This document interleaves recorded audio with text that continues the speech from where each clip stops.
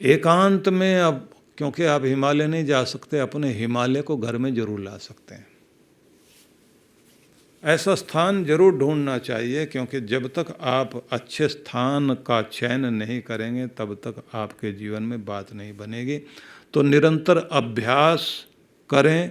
उच्चतर तीव्रतर प्रकार की चेतना को विकसित करने के लिए निरंतरता आवश्यक है। और एकांत स्थान इसलिए आवश्यक है कि शांतिदायक स्थान, प्रकृति का सुरम्य प्यारा वातावरण, वह आपको मददगार बनेगा भगवान से जोड़ने के लिए। तीसरी बात उन्होंने कहा, एकाकी। एकाकी यच्चित्तात्मा निराशी अपरिग्रह। श्री कृष्ण ये कहते हैं, परम के शांत स्वर को सुनने के लिए साधक को अकेला हो जाना चाहिए। तन से भी अकेला हो जाइए और मन से भी अकेला हो जाइए। आप मन से विचारों को शांत करके बैठिए, तो जिस समय आपका मन शांत हो जाता है तो ध्यान रखना कि दुनिया दूर हो गई और दुनिया का मालिक निकट हो गया। जब तक दुनिया आपके मन में चल रही होती है, दुनिया भर के विचार मस्तिष्क में चल रहे होते हैं, तो संसार की भीड़ आपके अंदर चल रही है। जैसे आप अपने आप को शांत शांत शांत कहते हुए ढीला छोड़ते जाते हैं, मस्तिष्क शांत होता जाता है, तो उस शांत होने में आप देखेंगे कि आपके अंदर परमात्मा की कुछ झलक शुरुआत में आती है। शांति आई, मौन आया, संतुष्टि आई, प्रसन्नता आई, चैन मिलना शुरू हुआ, तो इसका मतलब है वह प्यारा परमात्मा आपसे अपनी निकटता बनाने के लिए कृपा कर रहा है। उसके किरणें आपको छूने लगी हैं, उसका प्रेम आपको छूने लगा, आपके अंदर पवित्रता आने लगी, आपके अंदर शांति आने लगी, आपके अंदर संतुष्टि आने लगी, आप अपने अंदर खुश हो रहे हैं, आपके अंदर जागृति आने लगी है, आपको लगता है कि मैं कुछ चार्ज हो रहा हूँ। इसका मतलब है कि वह आपको छूने लगा है, उसका प्रेम छू रहा है आपको, उसकी शक्ति आपको छूने लगी है। और जैसे जैसे आप अपने आप को बिल्कुल शांत एकाग्र करके खो जाएंगे भगवान में, बस वो आपको अपना लेगा।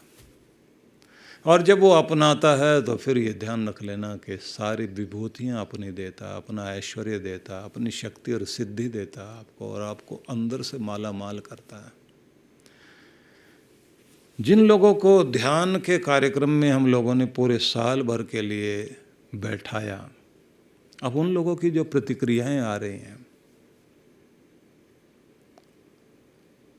मैं कभी कभी थोड़ा आश्चर्य भी करता हूं कि व्यक्ति आता है और आकर के जब कहता है कि मेरी इलेक्ट्रॉनिक्स की दुकान है और मैं अपना कारोबार जो अब तक कर रहा था, खीज में, झुंझलाहट में, इरिटेशन में रहता था, अब शांति है, काम भी ठीक है, घर में झगड़े कम हो गए, मन शांत हो गया, व्यवहार मधुर हो गया, ऐसा लगता है जैसे दुनिया बदल गई है।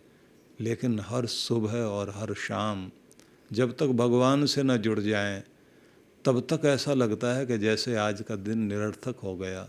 भीतर शक्ति भी है, शांति भी है। ऐसा लगता है कि अब भिखमंगापन खत्म हो गया। अब तक मांगते ही थे, अब तो बैठते भी हैं प्रार्थना में तो मांगने की इच्छा नहीं होती, सब मिल रहा है, अंदर तृप्ति आ गई है। इसलिए जो नारद भक्ति सूत्र हैं वहां आप पढ़िए, यत प्राप्य न वांछति न किंचित वांछति, जिसको पाने के बाद व्यक्ति कुछ और चाहता नहीं, मांगता नहीं, न याचते, कुछ मांग रहती ही नहीं, क्योंकि वह क्या है, सातु अस्मिन परम प्रेम रूपा। भक्ति क्या है? परमात्मा के प्रति परम प्रेम का नाम ही तो भक्ति है। जब आप उसके निकट होने लग जाते हैं तो सब कुछ मिलने लग जाता है। इसलिए कहते हैं एकांत स्थान, परम के शांत स्वर को सुनने के लिए साधक को अकेला हो जाना चाहिए और विचारों को भी शांत करे, स्वयं के मौन में स्थिर हो। श्री कृष्ण आगे फिर कहते हैं यच्चित्तात्मा, स्वयं को और अपने चित्त को जिसने वश में कर लिया हो, उसे उत्तेजित और परेशान या चिंतित नहीं होना, अपने आप को प्रभु में समर्पित कर देना है। जिस व्यक्ति का चित्त प्रभु से जुड़ गया है, निराशी, अपरिग्रह और इच्छा रहित हो गया है। देखा जाए तो जब आप ध्यान में बैठना चाहते हैं तो आपको एक काम तो करना ही पड़ेगा। उस समय विचार और इच्छाओं से मुक्ति पानी चाहिए और समर्पण को महत्व देना चाहिए। जो कहते हैं ना कि बाजी लगाऊं राम से, पलटू साहब का वचन है ना, बाजी लगाऊं राम से, पलटू दो विधि, राम हारूं तो राम का और जीतूं तो राम। भगवान के राह में अपने आप को समर्पित कर दें। अगर यात्रा सफल नहीं हुई और हम हार गए, बाजी हार गए, तो अपने आप को भगवान को दिया ना, तो हम उसके हो गए, और अगर जीत गए तो भगवान हमारा हो गया। इसको आप अगर देखेंगे तो अगले कुछ श्लोकों में बहुत सुंदर ढंग से श्री कृष्ण ने समझाया, जिसमें मैं आपको बताऊंगा कि इस राह पर चलने वाले का कल्याण ही होगा। भक्ति के मार्ग पर चलने वाले की दुर्गति कभी नहीं होती। उन्होंने कहा कि अगर अधूरी रह भी गई भक्ति और फिर धरती पर आना पड़ा तो किसी न किसी श्रीमंत के घर में जन्म होगा तुम्हारा, और जहाँ से तुम्हारी भक्ति यात्रा छूटी थी वहीं से यात्रा आगे बढ़ जाएगी। ये मार्ग ऐसा अद्भुत है कि ये बेकार नहीं जाएगा। और सारी चीज़ों में अधूरापन हो सकता है, भगवान की भक्ति में अधूरापन नहीं रहता। ये जितना भी किया है ये काम आएगा ही आएगा, जन्मों तक काम आएगा, और जन्मों के दुखों को खत्म करने के लिए काम आएगा। बस ये बात जरूर ध्यान रखनी चाहिए कि हमारे अंदर की भक्ति जागृत होनी चाहिए। और दुनिया के जितने बड़े बड़े महान पुरुष लोग हुए हैं, उनके अंदर एक बड़ी बात ये थी कि वो प्रार्थना वाले लोग थे, वो भक्ति वाले लोग थे। इसलिए पूरी दुनिया भर में जो इस समय मैं देख रहा हूँ कि ध्यान के प्रति लोगों की रुचि बहुत जागृत हुई है। और इस कोरोना काल में लोग प्रार्थना बहुत करने लगे हैं, लेकिन प्रार्थना का ढंग अगर ठीक से हमको समझ में आ जाए तो हम अपना कल्याण ज़्यादा अच्छे से कर सकते हैं। तो शीघ्रता से आप सुन लीजिए कि भगवान श्री कृष्ण ने हमारे लिए क्या कहा। योगी युंजीत सततम आत्मानम रहस्य स्थित है। किसी भी ध्यानी व्यक्ति को नित्य निरंतर अपने भगवान के प्रति समर्पित रहना चाहिए। अपने पूजा पाठ नित्य नियम लगातार करते रहने चाहिए। ध्यान के लिए बैठें तो नियत स्थान पर बैठें। अपने स्थान का चुनाव करना भी आना चाहिए। और जब आप बैठें तो अकेले बैठें और चित्त को विचारों से रहित करें। अपने आप को जोड़ने का तरीका सीख जाएं। भगवान को ऐसा मत समझें कि पता नहीं मिलेंगे या नहीं मिलेंगे। अगर आप लगातार प्रयास करते हैं तो अनुभूति होती है, सफलता मिलती है। एक बड़े मजे की बात आपको बताता हूँ। किसी भी व्यक्ति को जो अंदर शांत होने के बाद जो आइडियाज आते हैं तरह तरह के, जिससे वो सफलता में आगे जाता है। कुछ लोग तो वो होते हैं जो नकल करते हैं दूसरों की, ज़्यादातर तो भीड़ का हिस्सा वही है। लेकिन कुछ लोग वे होते हैं जिनके पास ओरिजिनल कोई आइडिया आता है और उसके आधार पर वो सफल होते हैं और नई नई चीज़ों का आविष्कार करते जाते हैं। और लोग कहते हैं यार लाता कहाँ से है ये। बस ये चीज़ समझने की है जो किसी लाइब्रेरी से नहीं मिलती, किसी के सिखाने से नहीं आती। लेकिन जब आप शांत होकर अपने मूड में बैठते हैं, आपको अचानक कोई चीज़ कौंधती है अपने अंदर। चार्ली चैपलिन इतना बड़ा हास्य कलाकार था, अपने साथ वॉइस रिकॉर्डर रख कर के सोता था। कि नींद में सोते सोते अचानक कोई ख्वाब आए, नींद टूटे और उस समय कोई झलक मिल जाए, कोई नया आइडिया मिल जाए, वो उठ करके तुरंत रिकॉर्ड करता था कि आया है कहीं खो ना जाए। किसी कवि को जब कविता की पहली लाइन सूझती है, अचानक कौंधती है वो। संगीतकार को नई ट्यून अचानक कौंधती है, अंदर से आती है।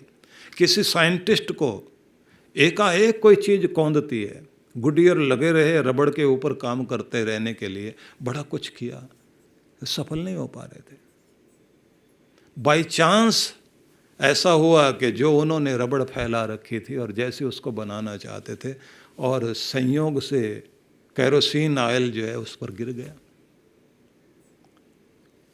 अपने ध्यान में थे, अपने ख्याल में खोए हुए थे, और अचानक जो केमिकल रिएक्शन हुआ उसके बाद उन्होंने हैरान हो गए कि जो मैं खोज रहा था वो तो चीज मिल गई। ये क्या होता है कि कोई आदमी स्नान करते करते अचानक उसको जो टब में कूदा है और उसे एक नई चीज मिली जिस चीज पर खोज कर रहा था, और यूरेका यूरेका कहते हुए चिल्लाता हुआ बाहर आ रहा है।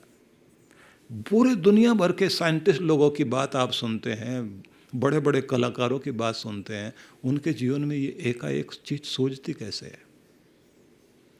जब आप बहुत शांत हो जाएं और दुनिया आपके अंदर से खो जाए, और जब आप प्रकृति से, ब्रह्मांड से जुड़ जाते हैं, जिस चीज के लिए आपका अवचेतन लगातार चिंतन कर रहा था कि ये मुझे चाहिए, ब्रह्मांड से वो जुड़ा, और परमात्मा की वह मांग जो तथास्तु वो कहते हैं, जब वो एक झलक अचानक आपके पास आती है, जो प्रयत्न से नहीं प्रसाद से आती है। प्रयत्न से नहीं मिलता, मिलता है तो प्रसाद से मिलता है, उसकी कृपा से मिलता है। और उसकी कृपा तब होती है जब दुनिया खो जाए और आपका मन शांत हो जाए, एकाएक कुछ सोचता है। बड़े बड़े कलाकारों को देखा है, वो बॉम्बे में मैं देखता हूँ, वो वहाँ से निकल कर जा रहे, कोई गोवा जा रहा, कोई दूसरे देश में जा रहा, कोई और जगह जा रहा। क्यों? वो कुछ नया लिखना है, कुछ नया बनाना है, नए आइडियाज। कोई कहानी लिख रहा है, कोई संगीत की रचना करने के लिए जा रहा है, कोई जो है वो अपने गीत लिखने के लिए जा रहा है। कहाँ जाओगे? प्रकृति में, कहीं एकांत में, कहीं शांत स्थान में जाएं। कृष्ण कहते हैं तुम शांत स्थान में जाओ, अकेले हो जाओ, लेकिन और दुनिया की चीजें पाने के लिए नहीं, दुनिया के मालिक को पाने के लिए जाओ। और सच में आपके अंदर उतरता है वह निराशे अपरिग्रह। और श्री कृष्ण आगे कहते हैं कि जब अपने ध्यान में जाकर अकेले होकर के बैठो, तो संसार की वस्तुओं और संग्रह के लोभ से अपने आप को अलग हटा करके बैठना। क्योंकि अगर मांगने और या दुनिया भर के बारे में सोचने के बारे में आप वहाँ बैठकर ध्यान लगाने लगे, ये चीज़ मिल जाए, ये खो गया, ये पाया, ये जाना, ये और मिल जाए, तो फिर भगवान नहीं मिलेगा। क्योंकि ये लालच वाली जो स्थिति है ये आपको बढ़ाती चली जाएगी। एक महात्मा बोला करते थे कि लोभ की कोई सीमा नहीं है। आपके तन के, परिवार की आवश्यकताएं पूरी हो जाएं तो जिस साइकिल में बैठे हुए थे उसका पैडल मारना बंद कर दो।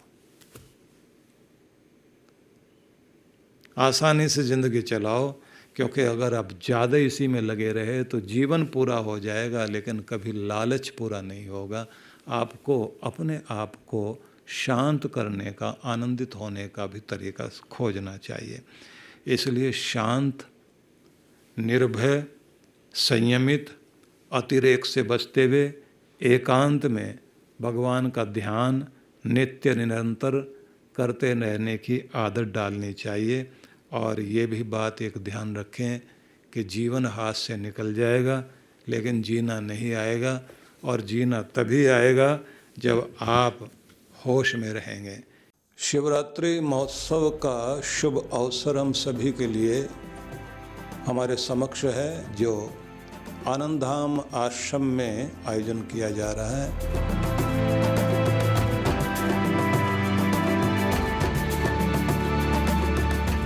आप सबको मैं यह निवेदन करना चाहूँगा कि यह महोत्सव है शिव और पार्वती माता के आशीषों को पाने का।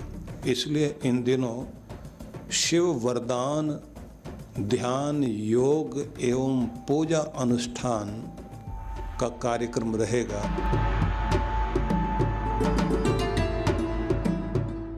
स्वाहा इदं प्रजापतये तन्नमामः ओम इंद्राय स्वाहा। और इसकी एक खास विधि होती है कि इसमें जप यज्ञ भी चलना चाहिए, जाप भी चलना चाहिए, ध्यान की विशेष विधि होती है जो वरदान प्राप्ति के लिए होती है, और इसी के साथ में अभिषेक होना चाहिए और साथ में किया जाए यज्ञ। और अगर आप साथ में रात्रि जागरण करते हुए अपने घर में बैठ करके भगवान शिव की आराधना करते हुए अभिषेक कर लेते हैं व्रत करते हुए, तो ये समझ लीजिए कि जो आज तक आपके ऊपर कृपा नहीं हुई है वो कृपा आपके ऊपर निश्चित रूप से होती है। बस एक निवेदन करूंगा आपसे, 7 दिन, 14 दिन या 21 दिन ऐसा नियम आप बना लीजिए कि इतने दिन से आप घर में बैठ करके लगातार आपको विधि दी जाएगी। इस विधि से आप घर में जाप कीजिए, ये बहुत चमत्कारी रहेगा। इसलिए इसका नाम ही है शिव वरदान ध्यान और पूजा अनुष्ठान। तो इसलिए शिवरात्रि के इस महोत्सव में मैं आप सबको आमंत्रित करता हूँ। पूरे मनोयोग से, पूर्ण श्रद्धा से, पूर्ण निष्ठा से इसमें आप लग जाइए, क्योंकि ये कोरोना काल जो चल रहा है इस समय हम सबको विशेष कृपा की आवश्यकता है। सद्गुरु श्री सुधांशु जी महाराज द्वारा मानव सेवा को समर्पित संस्था विश्व जागृति मिशन वर्ष 1991 से धर्म, समाज एवं मानवता की सेवा में संलग्न है। यह संस्था 90 मंडलों, सेवा केंद्रों के माध्यम से न केवल भारत अपितु देश के बाहर अनेक देशों में सेवा के कार्य कर रही है।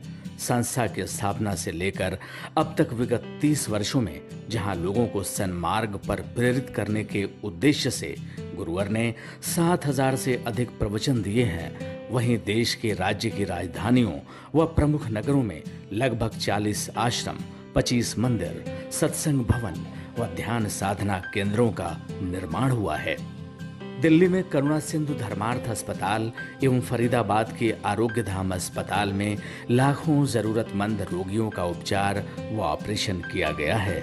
अनाथ गरीब बच्चों के लिए सूरत में अनाथाश्रम, दिल्ली एवं कानपुर में गुरुकुल, फरीदाबाद में ज्ञानदीप विद्यालय, मुरादाबाद में सृजन प्राइमरी स्कूल, झारखंड के रुक्का खूंटी गांव में आदिवासी बच्चों के लिए 2 पब्लिक स्कूल समेत दिल्ली में उपदेशक महाविद्यालय भी बनाया गया है।